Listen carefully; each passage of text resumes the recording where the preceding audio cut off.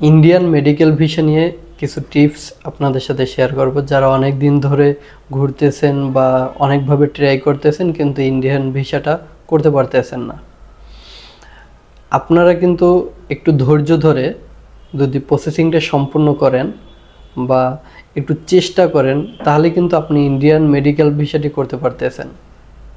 একটু সময়ের প্রয়োজন, একটু পরিশ্রমের প্রয়োজন, তাহলেই আপনি আপনার ইন্ডিয়ান মেডিকেল ভিসাটি পেতে পারেন। সংক্ষেপে যারা করতে চান বা সংক্ষেপে যদি এটা শেষ করতে চান তাহলে আর আপনার কাজটা করা সম্ভব না।